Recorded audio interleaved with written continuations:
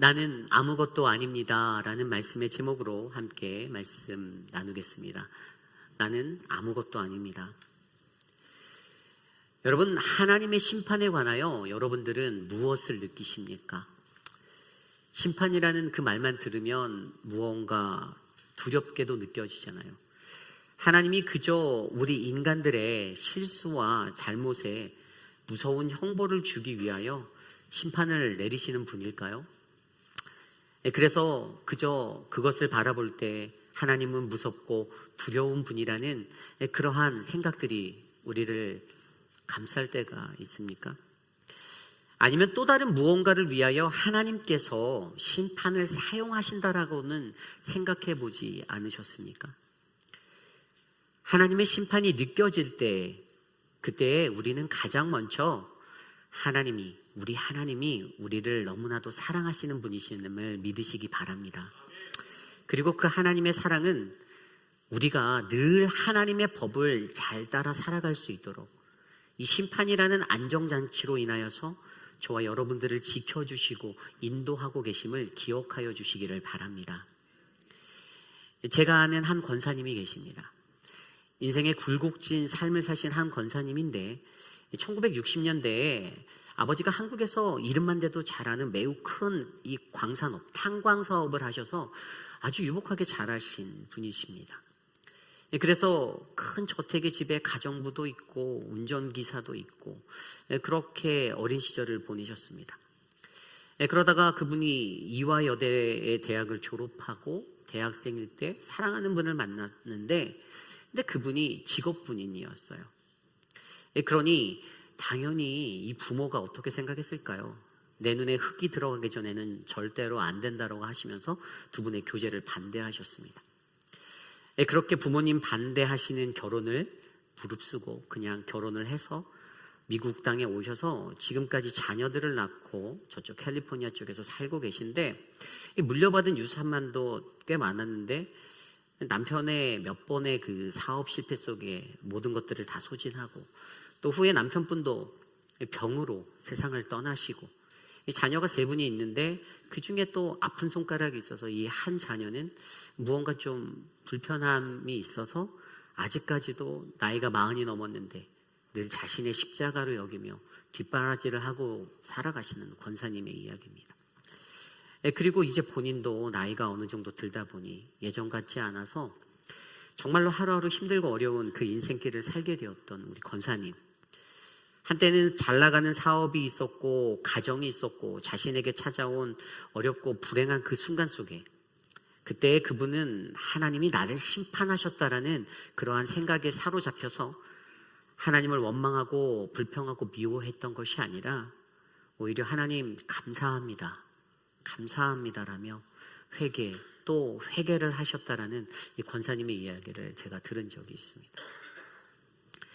때론 자신의 삶의 욥과 같은 모습으로 느껴지던 그 순간에도 그 권사님은 불평과 원망과 주저함으로 그 심판의 자리를 마주하기보다는 늘 제가 섬겼었던 그 교회에서 새벽 일찍부터 교육자들보다도 먼저 나와서 하루에도 꽤 오랜 시간 주의 십자가 앞에 엎드려 기도하셨던 권사님이셨습니다. 사람은 누구나 고통을 받습니다. 그리고 그때 그것이 하나님이 나를 벌 주시기 위한 심판이라고 불평할지 아니면 나의 삶을 되돌아보고 돌이켜 회개하여 하나님 그분의 사랑을 경험할지는 결국 저와 여러분 우리들의 생각에 달려 있습니다. 이 세상을 살아가는 많은 사람들이 하나님이 주시는 심판을 마주할 때 그것에 대하여 막막하여서 두려워하거나 아니면 무시해버리거나 또 아니면 겸손한 마음으로 주님 앞에 엎드려 서게 되는데 오늘 저와 여러분 우리가 마주하는 하나님의 심판은 과연 어떠한 마음과 자세로 우리가 받으며 살고 계십니까? 오늘 말씀 속에 남유다는요 북이스라엘의 멸망을 자신의 두 눈으로 똑똑히 목격하였습니다. 자신들을 향해서 가까워지는 적들의 침략이 임박했음의 메시지를 듣고 있음에도 불구하고 그들은 스스로 여전히 우리는 안전하다, 나는 괜찮아 라고 착각하며 살고 있었습니다. 그래서 하나님은 예레미야 선지자를 통하여 북쪽의 바벨론이라는 제국을 통해 심판을 하실 것을 계속해서 경고해 주시고 있는 것이 바로 예레미야의 말씀입니다. 오늘 우리는 우리의 인생에서 하나님의 심판이 우리에게 다가올 때 그것을 마주하는 저와 여러분 우리들의 모습을 살펴보며 과연 우리는 어떠한 모습으로 하나님의 심판을 대하고 나의 삶을 점검해야 하는지를 말씀을 통하여 함께 묵상해 보고자 합니다. 오늘 주시는 말씀 안에서 주님의 크신 은혜를 경험하는 저와 여러분 우리 모두가 되시기를 간절히 축원합니다. 오늘 첫 번째로 다가오는 심판 앞에서 우리는 하나님의 심판을 바르게 이해하셔야 합니다. 다가오는 심판 앞에서 우리는 하나님의 심판을 바르게 이해해야 합니다. 이것을 다른 말로 하면 하나님의 심판으로 하나님의 사랑을 경험하라입니다. 하나님의 심판으로 하나님의 사랑을 경험하라. 여러분, 우리에게 하나님의 심판은 어떤 것입니까? 앞서 제가 설명드린 것처럼 때로는 그것은 각자의 생각에 따라 누군가에게 무서운 아주 무거운 형벌로 느껴질 때가 있고요. 또 다른 사람에게는 감사로 느껴질 때가 있습니다. 이 종말론적인 사상에 사로잡힌 자들은 이 심판을 바라보며 죄를 지면 지옥에 간다라고 생각하기 일쑤죠.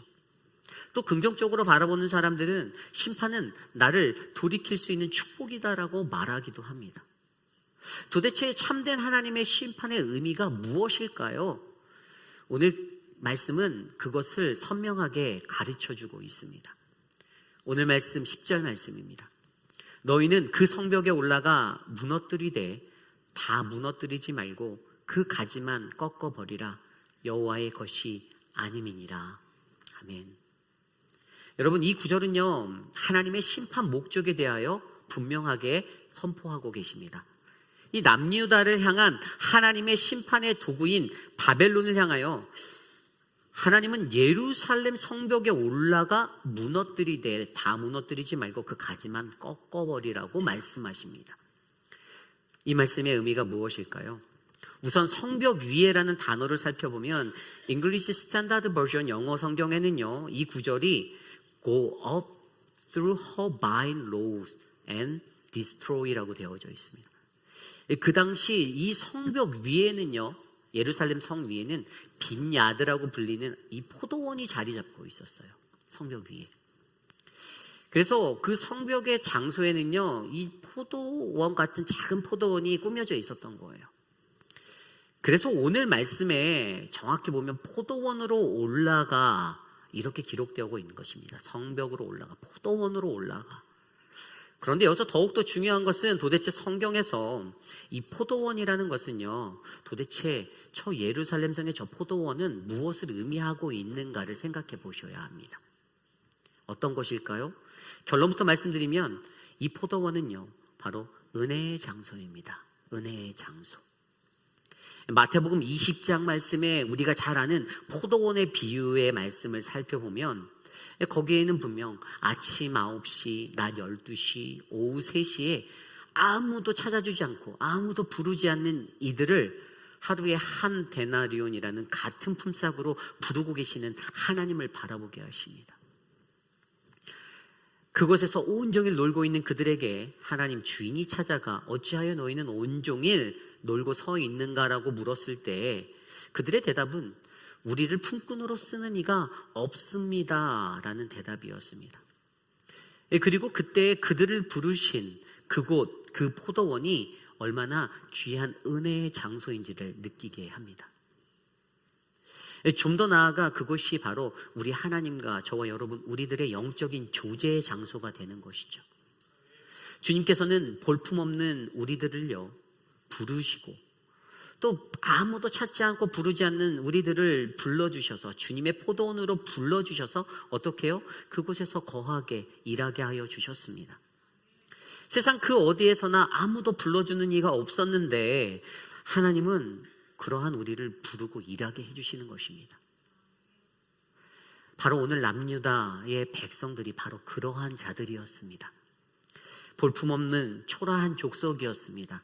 그러나 하나님이 그들을 부르셨고 인도하셨고 나라와 민족을 이루게 하셨고 다윗의 왕국이라는 하나님의 영광을 바라보게 하셨던 포도원의 사람들, 저는 오늘 이곳에 계신 저와 여러분, 우리 사랑하는 흑입빌 한인 장로교의 모든 성도님들이 바로 그러한 존재일 줄 믿습니다.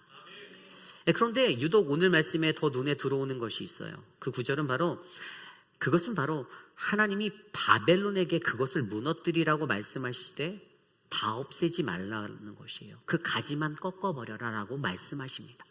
가지만 꺾어버려라. 다시 말해 여기서 하나님의 심판의 핵심은요, 바로 가지치기예요. 가지치기. 하나님의 가지치기. 이것이 매우 중요합니다. 이 구절은요, 하나님의 심판의 목적은 하나님의 부르신 백성들이 망하게 되는 어떠한 형벌에 있는 것이 아님을 알게 해줍니다. 다시 말해서 포도원의 포도나무의 가지치기는요, 그것은 포도원에 있는 그 좋은 포도나무가 좋은 포도 열매를 얻게 하기 위한 하나님의 어떤 영농 프로그램과 같은 것으로 사용되어지는 거예요. 너무나도 중요한 작업입니다. 왜냐하면 좋은 열매가 없는 포도나무는요, 그대로 폐기해 버리는 것이 먼저가 아니라 그 나무에 쓸모없는 가지들을 침으로 말미암아 그 과정으로 다시 한번 매우 좋은 극상품의 포도 열매를 맺게 만들 수 있기 때문입니다. 이것이 바로 하나님의 심판은 그들을 멸하고 벌하고자 하는 것의 목적이 아닌 그것을 최고의 극상품으로 다시 재생산하기 위한 회복의 프로젝트라는 것입니다. 그러나 여전히 문제는 수많은 사람들은 여전히 그 하나님의 심판, 그 하나님의 가지치기에 되어야 해서 쉽게 오해합니다. 하나님의 심판을 마주할 때에 하나님이 나를 멸하시는구나, 심판하시는구나, 나를 치시는구나, 나는 이제 끝났다라고 좌절하기도 합니다. 그리고 어떤 사람들은 하나님이 또 시작하시는구나 라고 피하기도 합니다. 그러나 분명한 것은 분명 이 일에 대하여 영적인 의미는 결코 우리 하나님은 이러한 심판으로 인하여 그의 백성들을 내쫓아버리거나 무너뜨리는 분이 아니라는 것입니다. 하나님의 심판은 우리들의 회개를 통한 그 회복을 통한 돌아옴, 돌아섬, 우리의 삶에 더 좋은 열매가 맺히게 하기 위한 아름다운 목적을 가지고 계십니다. 그러기에 오늘 이곳에 모인 저와 여러분 우리 모두는 하나님의 심판을 외면하거나 피하거나 싫어하거나 두려워하지 마시고 하나님의 심판을 잘 이해하여 이것을 달게 받아 더 좋은 열매를 맺으려는 아름다운 하나님의 목적, 그 하나님의 사랑을 경험하는 이 역설적 은혜의 자리로 나아가시기를 부탁드립니다. 그렇다면 우리가 이 은혜의 자리로 나아가기 위해 우리는 어떻게 해야 할까요? 요한복음 15장 1절, 2절, 5절 말씀은 그 답을 제시하고 있습니다. 나는 참 포도나무요 내 아버지는 농부라. 물은 내게 붙어 있어 열매를 맺지 아니하는 가지는 아버지께 그것을 제거해 버리시고 무릇 열매 맺는 가지는 더 열매를 맺게 하려 하여 그것을 깨끗하게 하시느니라. 나는 포도나무요 너희는 가지라. 그가 내 안에 내가 그 안에 거하면 사람이 열매를 많이 맺나니 나를 떠나서는 너희가 아무것도 할 수 없느니라. 아멘. 여러분, 여기에서 그것을 제거해 버리신다라는 게 없애버린다라는 의미가 아닙니다. 가지치기 하신다라는 거예요. 다시 회복하셔서 쓰시겠다라는 말씀입니다. 우리의 포도나무 되시는 예수 그리스도, 그분께 꼭 붙어 계시기를 간절히 부탁드립니다. 우리가 예수 그리스도를 떠나서는 그 어떠한 열매도 맺을 수가 없으니 날마다 매일의 삶 가운데 주 예수 그리스도를 통하여 주시는 능력의 아름다운 열매를 맺는 우리 모두가 되시기를 소망합니다. 여러분, 오늘 이 말씀의 성벽 위에 놓인 그 비니아드, 그 포도원의 가지만 꺾는 것은 결코 하나님께서 심판으로 우리를 아프게 하고 힘들게 만들고 고통스러운 곳에 놓으시려는 그 무서운 형벌의 심판이 아님을 기억하시기를 부탁드립니다. 연약한 우리들을 더욱더 견고하게 강하게 세워주셔서 최고의 좋은 열매를 맺는 포도나무가 되게 하기 위한 하나님의 은혜입니다. 이것은 하나님의 가지치기이고 그리고 하나님 그분의 사랑을 체험하는 현장임을 기억하시고 하나님의 심판을 바라보시기를 부탁드립니다. 오늘도 내일도 죽는 그날까지 우리는 그 하나님의 심판을 마주해야 할 것입니다. 그러나 그때 그 하나님의 심판 앞에 하나님을 원망하거나 불평하는 자가 되지 마시고 나 자신의 연약함을 들여다보고 발견하시는, 그래서 하나님의 은혜를 구하는 저와 여러분 우리 모두가 되시기를 간절히 기도드립니다. 이것이 오늘 말씀의 첫 번째, 다가오는 심판 앞에 우리는 하나님의 심판을 바르게 이해해야 합니다.입니다. 오늘 두 번째로, 다가오는 심판 앞에 우리는 하나님을 향한 나의 반역을 바라보아야 합니다. 다가오는 심판 앞에 우리는 하나님을 향한 나의 반역을 바라보아야 합니다. 오늘 말씀은요, 하나님의 가지치기를 하시는 그 이유를요, 12절에 하나님을 향한 완전한 배반 때문이다라고 설명하고 있습니다. 11절에 심히 반역하였다라고 한 그 말씀, 여기서 반역하다라는 히브리어 바가드는 가증하게 행하다, 패역하다의 의미입니다. 오늘 그들이 얼마나 심각한 반역의 상태를 가졌는지를 강조해주고 있습니다. 조금 더 정확히 말씀드리면 이것은 전에 설명드린 대로 그들의 악행의 행위들보다는 하나님으로부터 떠나 있는, 그래서 그들이 하나님으로부터 멀어져 있는 그 상태, 이러한 상태를 의미해 주는 겁니다. 하나님을 향한 그들의 반역 행위를 오늘 말씀은 구체적으로 두 가지로 설명하는데요. 그 첫 번째는 그들이 여호와를 인정하지 아니하였다입니다. 여호와를 인정하지 아니하였다. 12절입니다. 그들이 여호와를 인정하지 아니하며 말하기를 여호와께서는 계시지 아니하니 재앙이 우리에게 임하지 아니할 것이요 우리가 칼과 기근을 보지 아니할 것이며. 아멘. 여기서 그들은 여호와를 인정하지 아니한 인생, 다시 말해 마음에 하나님 두 개를 거부한 인생이라고 설명합니다. 어떻게 해요? 하나님의 존재 자체를 부인해버린 겁니다. 그들은 하나님이 계시지 않다라는 그분의 존재를 부정함으로써 그분이 계시지 않으니 당연히 심판은 없다라고 생각하고 살아가는 자들의 모습입니다. 여러분은 우리 하나님의 존재를 믿으십니까? 우리의 마음에 여호와를 인정하는 모든 것이 신앙의 기초임을 믿으셔야 합니다. 모세 또한 신명기 26장 17절에 이스라엘 백성을 향하여 이렇게 외쳤습니다. 내가 오늘 여호와를 내 하나님으로 인정하고 또 그 도를 행하고 그의 규례와 명령과 법도를 지키며 그의 소리를 들으라. 왜일까요? 그 이유는 그분의 피조물 된 우리 모두는 창조주를 향한 경배를 해야만 하는 존재임을 알게 하려는 것이었습니다. 그래서 그들이 출애굽했던 그 출애굽의 목적이 무엇이었습니까? 그들로 하여 나를 예배케 하려 함이다라고 말씀하셨잖아요. 하박국 선지자도 헛된 우상에 매여 살아가고 있는 바벨론 나라를 향하여서 하박국 2장 14절에 이렇게 선포합니다. 물이 바다를 덮음같이 여호와의 영광을 인정하는 것이 세상에 가득하다. 이 세상 가운데서요, 죄의 길을 걸어가는 모든 사람들, 그들의 죄로 인하여 수치와 능욕을 느끼고 또 제 아무리 우상을 붙잡고 살아간다라고 해도 자신의 인생 가운데 해결되지 않는 수많은 문제들이 있는데 오직 우리에게는 여호와 하나님만을 찾는 것, 그것만이 우리에게 유일한 길임을 하박국 선지자가 선포하였습니다. 그래서 하나님의 백성은 하나님의 영광이 온 땅에 가득해야만 한다라는 이 영원한 목적을 안고 살아가는 존재임을 우리에게 말해주는 것입니다. 그러므로 결국 오늘 이 땅을 살아가는 저와 여러분 우리에게도 가장 중요한 것은요, 바로 내가 하나님을 인정하고 있는가, 이것입니다. 제가 이번에 도미니카 단기 선교를 갔을 때 그들의 예배 현장에서 느낀 것이 있습니다. 그것은 바로 예배에 나아가는 그들의 몸과 마음가짐이었습니다. 이 남미 지역이라는 습하고 더운 날씨 속에서 그들은 거의 매일 저녁에 예배를 몇 시간씩 드렸습니다. 그때 자신에게 있는 가장 최고의 드레스 코드로 그들이 나옵니다. 그 얼굴이 검은데도 막 하얀 그 와이셔츠 정장에 양복을 차려입고 더워 죽겠는데 그러고 다 나와 있어요. 형제 자매들 너무나도 멋지고 아름답게 옷을 잘 차려입고 나왔습니다. 또한 그때 그 교회는 어린 아이들까지도 나와서 예배를 드립니다. 한두 명도 아니에요. 아주 어린 애기까지, 아이들까지도. 그 작고 허름한 교회에 그 저녁에 좋기 100명은 모여 예배를 드렸던 것 같습니다.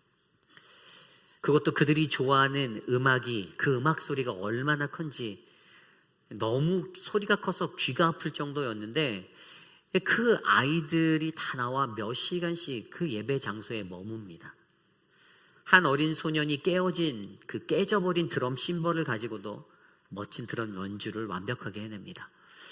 악보 하나 없이 그들은 음악의 리듬을 맞추어 있는 힘을 다해 하나님을 찬양하였습니다. 방문자였던 저희들에게 우리를 안내하시는 선교사님이 절대로 반바지 복장으로는 예배에 갈 수 없다라고 안내해 주셨는데요. 그리고 기도하는 그 시간에도 그들은 겸손히 무릎 꿇어 엎드려 기도하는 그 모습에 저는 진정한 성도로서의 하나님의 인정, 그 경외함을 느낄 수가 있었습니다. 그렇게 그들이 거의 매일 3시간, 4시간씩 예배를 드린답니다. 그런데 오늘 우리는 어떨까요? 우리는 어떻습니까? 아마 그렇게 예배를 드리면 시끄럽다라고 했을 수도 있을 것입니다. 말씀이 조금 길어지면 조금 길다고 아우성일 수도 있습니다. 어떠한 마음으로 하나님 앞에 서는가는요, 저는 시간과 비례한다라고 생각합니다. 1시간이 10분 같고 4시간이 30분과 같습니다. 왜일까요? 그 마음에 하나님을 인정함이 있기 때문입니다. 예배의 순간순간마다 임재하시는 하나님의 존재를 마음으로, 두 눈으로 바라봅니다. 눈물을 흘리고 소리를 지르고 온몸에 리듬을 타며 최고의 몸짓으로 나아갔습니다. 물론 문화와 민족적인 차이를 여러분들이 말하실 수도 있겠지만 저는 그것이 하나님의 임재 앞에 선 진정한 예배자의 진실된 모습이다라고 말씀드리고 싶습니다. 아멘 하기가 쑥스러우신가요? 점잖은 목소리로 할렐루야 이러고 싶으신가요? 다 좋습니다. 다만 여호와를 인정하는 것이 저와 여러분 우리의 신앙의 기초이고 믿음의 표현임을 기억하시기를 부탁드립니다. 그리고 하나님을 향한 그들의 반역 두 번째 모습 13절에 나와 있습니다.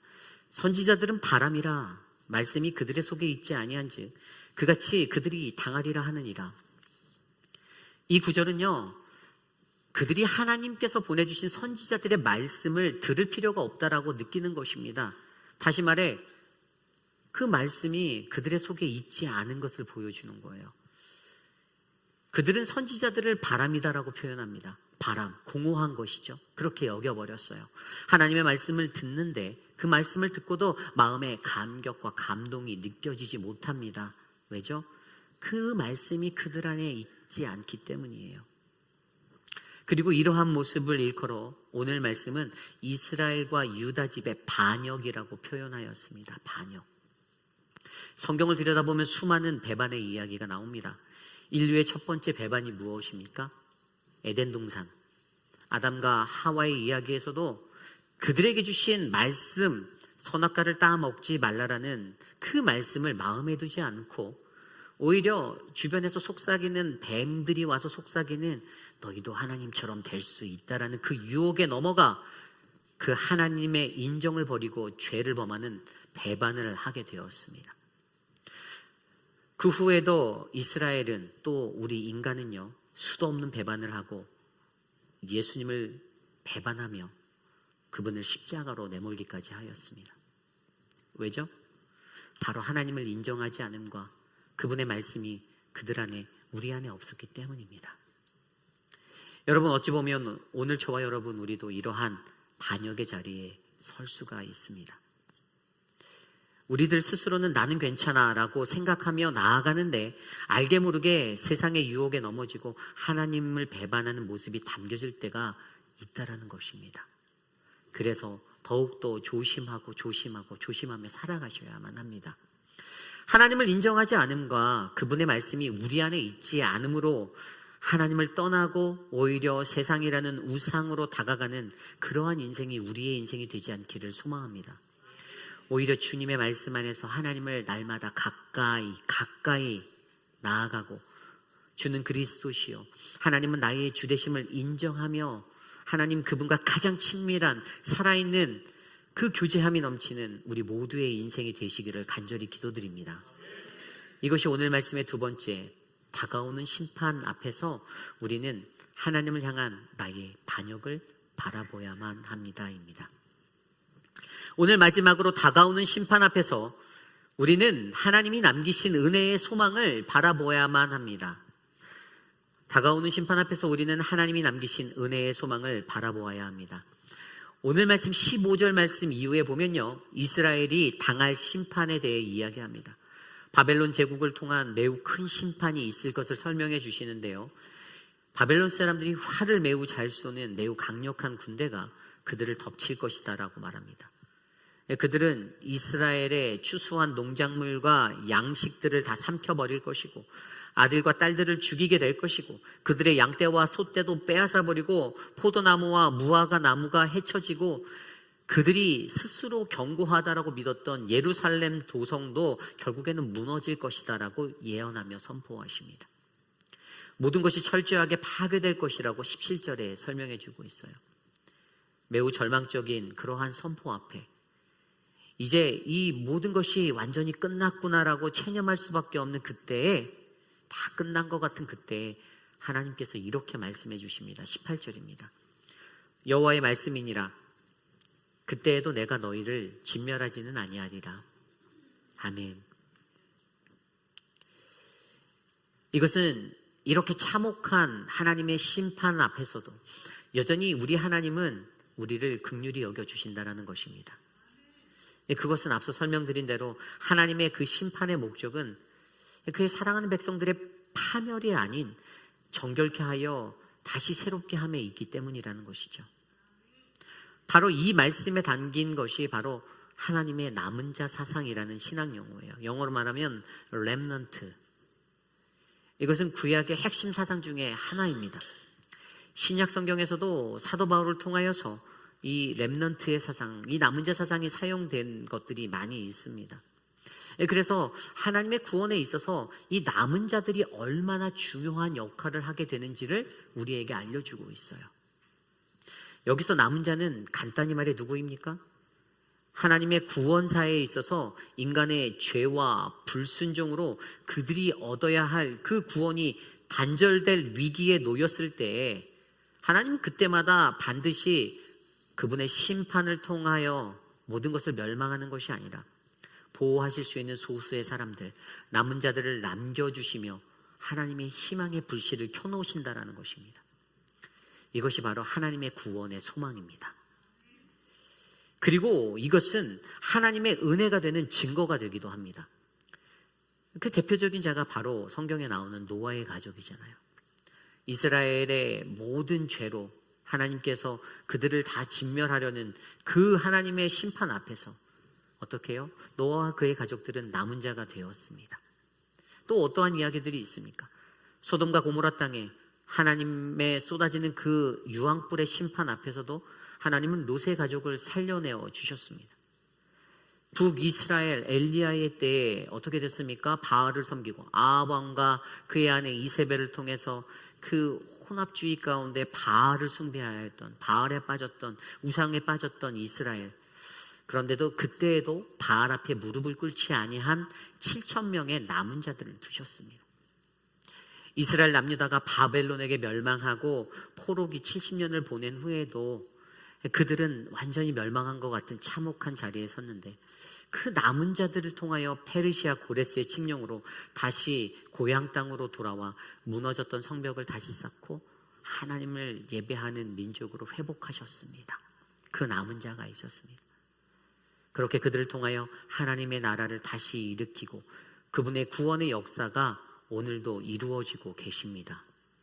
이사야서 6장 13절 말씀에 이렇게 나와 있습니다. 그 중에 10분의 1이 아직 남아 있을지라도 이것도 황폐하게 될 것이나 밤나무와 상수리나무가 배임을 당하여도 그 구루터기는 남아 있는 것 같이 거룩한 씨가 이 땅에 구루터기니라 하시니라. 아멘. 그렇습니다. 오늘 이 시대에도 여전히 하나님은 그분의 구원의 역사를 이루어가고 계시며 어지럽고 혼란한 이 세대 가운데 배교하지 않고 흔들리지 않는 구루터기와 같은 그 씨앗, 남은 자들을 반드시 남겨두셔서 우리 안에 하나님의 구원의 역사를 완성하여 주실 것입니다. 저는 오늘 이곳에 모인 저와 여러분 우리 모두가 바로 이 남은 자의 은혜가 있음을 바라보는 그 은혜의 씨앗이 되기를 소망합니다. 그 그루터기가 되어서 그 은혜의 소망이 바로 저와 여러분 우리들의 자신이 되어 아름다운 회의빛 한인 장로교회, 우리 교회가 더욱더 성숙하고 견고한 하나님의 도성 되기를 소망합니다. 이것이 중요합니다. 오늘 우리에게 분명히 남은 자라 하는 하나님의 은혜의 소망이 있습니다. 분명합니다. 다만 저와 여러분 우리는 이것을 위해서 우리의 행위와 공로가 아닌 오직 하나님의 은혜로 이것을 얻는 그 주님의 은혜로 살아내기만 하면 됩니다. 그래서 사도 바울이 고린도전서 15장 10절에 이렇게 고백했습니다. 그러나 내가 나 된 것은 하나님의 은혜로 된 것이니 내게 주신 그의 은혜가 헛되지 아니하여 내가 모든 사도보다 더 많이 수고하였으나 내가 한 것이 아니요 오직 나와 함께 하신 하나님의 은혜로다. 아멘. 여러분 오늘 우리가 하나님이 남기신 그 남은 자가 되기를 원하신다라면 내 인생의 모든 것이 내가 아닌 오직 하나님의 은혜임을 인정하시기를 부탁드립니다. 오늘 이곳에 모인 우리 모두에게 바로 그러한 하나님의 은혜가 충만할 줄 믿습니다. 이것이 오늘 말씀의 마지막 다가오는 심판 앞에서 우리는 하나님이 남기신 하나님의 은혜의 소망을 바라보아야 합니다입니다. 오늘 우리는 말씀을 통하여 하나님의 심판이 다가올 때 그것을 마주하는 이스라엘 남유다의 모습을 살펴보았습니다. 그들은 다가오는 하나님의 심판 앞에서 하나님의 심판을 바르게 이해하지 못하였고 하나님을 향한 나 자신의 반역을 바라보지도 못하였습니다. 그리고 하나님께서 남겨두신 은혜의 소망조차도 바라보지 못하였습니다. 오늘 저와 여러분 우리의 삶에도 그러한 하나님의 심판을 마주할 때가 있습니다. 고통스럽고 힘들고 어려운 그 시간에 마음이 불편한 그때 우리가 어떠한 모습으로 그 하나님의 심판을 대하는가가 바로 저와 여러분 우리들이 가진 신앙의 현주소, 우리들의 모습이 됩니다. 지난 한 주 동안 저는 우리 교회의 선교팀원들과 함께 도미니카라는 땅으로 우리 교회의 선교적 비전을 발견하기 위해 나아갔습니다. 우리 팀원 중에는 세상에서 매우 뛰어난 엔지니어 전문가도 계셨고요. 우리 회의빛 한인사회의 지역사회를 이끄는 분도 계셨고 한 분 한 분 모두가 각자 자신의 자리에서 매우 촉망 높은 분들이었습니다. 한 분도 빼놓지 않고 매우 수준 높은 8분의 단기 선교사가 나갔어요. 그런데 그때 그 시간 속에서 하나님이 우리에게 무엇을 느끼게 하셨을까요? 그곳에서 우리는 우리의 힘으로 그들과 소통하기조차 매우 힘들었고요. 우리의 힘으로는 그곳에서 물병 하나 살 수도 없었고 운전조차 할 수도 없었습니다. 우리는 그저 5일의 시간 속에 우리를 안내해 주시는 선교사님을 따라 한 걸음 한 걸음씩 나아갈 뿐이었습니다. 그리고 애초에 저희 선교팀은 무언가를 하기 위해 열정 충만으로 나아가지도 않았어요. 이게 무슨 말인가 하면 아무것도 우리들이 할 수 없음을 저희는 너무 잘 알고 있었습니다. 다만 우리는 그곳에서 하나님이 어떻게 우리에게 역사하시는지를 바라보고 구하였습니다. 하나님이 그곳에서 어떻게 일하시고 계시고 우리의 마음에 어떠한 성령으로 일하실지 또 하나님이 우리에게 무엇을 말씀하시는지에 집중하며 구하였습니다. 그래서 아침에 여러분과 동일하게 같은 매일 성경의 말씀으로 묵상하고 저녁에는 그룹으로 모여 함께 나누고 기도하는 시간을 꼭 가졌습니다. 선교사님의 도움 없이는 물 한 병도 살 수 없는 우리들이 얼마나 연약한 존재인지를 깨닫는 시간이었습니다. 오직 하나님의 전적인 도우심만을 구할 수 있는 자리였습니다. 그렇습니다. 오늘을 살아가는 우리들은 다가오는 심판 앞에서 가장 먼저 이것을 기억하셔야 합니다. 나는 아무것도 아닙니다. 정말 나는 아무것도 아닙니다. 이것이 바로 우리 그리스도인들의 자기 부인입니다. 그리스도인의 자기 부인은요, 단순히 우리가 생각하는 것보다 훨씬 더 어려운 것입니다. 단순히 내가 좋아하는 것 몇 가지를 포기하면 끝나는 것이다 라고 생각하면 안 되는 것입니다. 그리스도인의 자기 부인은 우리의 삶의 모든 면에서 나라는 존재를 부인하고 기꺼이 내 안에 임재하시는 성령 하나님 주 예수 그리스도, 그분을 위하여 어떠한 고통도 고난도 감내하며 살아내는 것입니다. 나의 생명, 나의 자유, 나의 소유, 나의 생계, 나의 모든 것을 우리는 부정해야만 합니다. 그리스도인에게 왜 자기 부인이 필요하냐 하면 이 자기 부인 없이는 새로운 거듭남의 시간도 주어지지 않기 때문입니다. 자기 부인은 모든 그리스도인들에게 회심점이 되고 모든 기독교인들에게 시작점이 되는 그러한 출발점이 됩니다. 하나님의 완전한 소유가 되시기를 원하십니까? 하나님의 완전한 소유가 되기 위해서는 우리가 가진 나 자신의 주권을 포기하는 이 자기 부인의 자리, 그래서 나는 아무것도 아니다라는 이 믿음의 자리에 반드시 서셔야 합니다. 마태복음 16장 24절, 누구든지 나를 따라오려면 먼저 자기를 부인하고 자기 십자가를 지고 나를 따라오라. 사도 바울은 그 당시에 매우 유능한 가문 가말리엘 가문의 수제였습니다. 학자였고 선생이고 부와 명예와 모든 것이 다 있는 능력자였습니다. 그런데 그가 자신에게 있는 모든 것을 배설물로 여기고 예수 그리스도를 만난 후에 그의 감정을 이렇게 고백합니다. 고린도후서 12장 9절, 나에게 이르시기를 내 은혜가 내게 족하다. 이는 내 능력이 약한 데서 온전하여 짐이라 하신지라. 그러므로 도리어 크게 기뻐함으로써 나의 여러 약한 것들에 대하여 자랑하리니 이는 그리스도의 능력이 내게 머물게 하려 함이라. 아멘.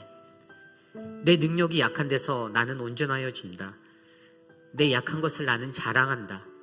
그것이 내 능력이 되신 그리스도, 예수 그리스도, 그분을 내게 두기 위함이다. 여러분, 주님이 오늘 우리에게 어떠한 말씀으로 우리가 마주해야 할 심판을 말씀하고 계신다라면 여러분 이것을 꼭 기억해 주십시오. 나의 무지함과 나의 연약함에 무너지지 말고 그렇게 연약한 나 자신을 바라보고 가장 먼저 이렇게 고백해 보십시오. 주님, 나는 아무것도 아닙니다. 나는 주님이 필요합니다. 주님, 나를 도와주십시오. 오늘 이 아름다운 고백이 사랑하는 우리 회의필 한인 장로교회에 풍성이 넘치시기를 간절히 소망합니다. 그러한 말씀의 은혜를 붙잡고 우리 함께 찬양할까요? 나는 아무것도 아닙니다. 주님의 사랑이 없으면 나는 아무것도 모릅니다. 우리 함께 찬양합니다.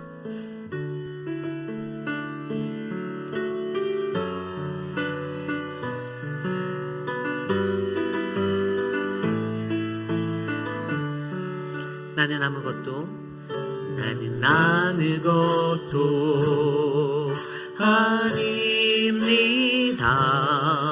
주님의 사랑이 없으면 나는 아무것도 모릅니다. 주님의 지혜가 없으면 나는 아무것도 못합니다. 나는 아무것도 못합니다. 주님의 능력이 없으면 나는 한순간도 못 삽니다. 한순간도 못 삽니다. 주님의 생명이 없으며 이제 내가 사는 것 아니요. 그리스도 내 안에 사시니 오직 그의 생명이 나의 생명, 나의 모든 날들도 주의 것. 나는 오직 한 분 바랍니다. 나의 아버지, 나의 구원, 우리 처음부터 다시 고백해 볼까요? 나는 아무것도 아닙니다. 나는 아무것도 주님의 사랑을 바라며 나아갑니다. 주님의 사랑이 없음. 우리 믿음으로 고백할까요? 나는 아무것도 모릅니다. 나는 아무것도 모릅니다. 주님의 지혜가 없음. 우리 믿음으로 고백합니다. 나는 아무것도 할 수 없습니다. 나는 아무것도 못합니다. 주님의 능력이 없음. 나는 한순간 살 수 없습니다. 못 삽니다. 주님의 생명이 없음. 이제 내가 사는 것이 아니요, 이제 내가 사는 것 아니요, 그리스도 내 안에 사시는 오직 그의 생명이 나의 생명, 나의 모든 날들도 주. 이제 내가 사는 것 아니요, 이제 내가 사는 것 아닌 그리스도 내 안에 사시니 오직 주의 생명이 나의 생명, 나의 모든 날들도 주의 것. 나는 오직 한 분 바랍니다. 나의 아버지, 나의 구원. 나는 오직 한 분 바라봅니다. 나는 오직 한 분 바랍니다. 나의 아버지, 나의 구원, 나의 주. 우리 시간 함께 믿음으로 기도해보기 원합니다. 여러분, 우리가 이 세상에 살면서 아직도 내 힘으로 할 수 있다, 나를 믿고 자신하며 살아가고 있지는 않습니까? 내가 배운 지식이 많아서, 내 가방끈이 길어서, 내가 가지고 있는 것이 많아서, 그런데 하나님 앞에서 그것이 아무 소용없다라는 것들을 하나님을 믿는 그 백성들은 온전히 깨달아 알아야만 합니다. 내가 하는 것이 아니라 오직 내 안에 생명 되시고 오직 내게 계시는 예수 그리스도, 그분의 지혜, 그분의 생명, 그분의 능력, 그분의 사랑이 없으면 우리는 아무것도 아닙니다. 그러기에 우리 이 시간 함께 기도하기를 원합니다. 주님, 나는 주님이 필요합니다. 주님, 내 안에 내가 가지고 있는 하나님의 그 심판의 자리를 마주할 때 하나님 철저한 자기 부인을 통하여서 내 안에서 역사하시는 하나님을 바라보게 하여 주시옵소서. 하나님이 어떻게 일하시고 하나님이 어떻게 나를 사랑하시는지, 그러한 하나님의 은혜가 내 안에 넘치게 하여 주시옵소서. 하나님의 심판이 다가올 때 하나님의 심판을 바르게 이해하는 우리가 되게 하시고, 나 자신의 반역을 바라보게 하시고, 하나님이 남겨주신 그 씨앗과도 같은 남기신 은혜의 소망을 바라보는 우리들, 영적으로 깨어있는 우리들 되게 하여 주옵소서. 이 시간 함께 우리 주여 일창하고 합심하여 기도합니다. 주여! 주님 감사합니다. 우리를 통하여 하나님, 내가 어떠한 존재인지를 깨달아 알게 하여 주시기를 간절히 소망합니다. 우리 안에 역사하시는 하나님을 바라보며 성령 하나님, 우리를 도와주시고 사랑하는 회의빛 아닌 장로교회가 하나님의 뜻이 이루어지는 거룩한 존전이 되게 하여 주시고, 이곳에 모인 거룩한 백성들이 하나님을 경외롭게 하며 하나님을 영화롭게 하는 믿음의 백성들이 되기를 간절히 소망합니다. 우리의 아직과 고집으로 하나님 앞에 서지 않게 하여 주시옵소서. 우리의 목이 곧지 않게 하여 주십시오. 우리를 긍휼히 여기신 하나님의 사랑 가운데 하나님 두 팔 벌려 주의 은혜를 경험하며 살아가는 우리들의 인생이 되게 하여 주시옵소서. 마음에 상처가 있는 자들을 만져주시고 심령이 약한 자들을 붙잡아 주시고 회복으로 은혜를 주시고 주의 사랑으로 만져주시고, 하나님 주의 구원의 날에 주원의 감격으로 주님을 만날 수 있도록 주여 동행하여 주시옵소서. 하나님 다스려 주시옵소서.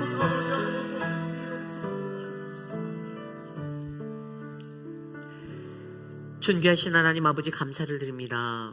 하나님, 예수 그리스도를 믿는 자로 살아가는 하나님의 백성으로 살아간다라는 이 길이 얼마나 험하고 어렵고 힘든지 너무나도 깊이 있게 느끼며 하루하루를 살아갑니다. 예수님 좀 더 잘 믿고 싶은데, 주의 말씀에 은혜 받고 감격 받고 싶은데, 아직도 여전히 내 마음에 묶여있는 많은 것들, 하나님, 내가 놓지 못하고 내가 풀어내지 못하는 그 어려운 것들, 주님이 아시오니 나의 약함 하나님이 채워주시고 힘이 되어주시고 능력이 되어주시기를 간절히 소망합니다.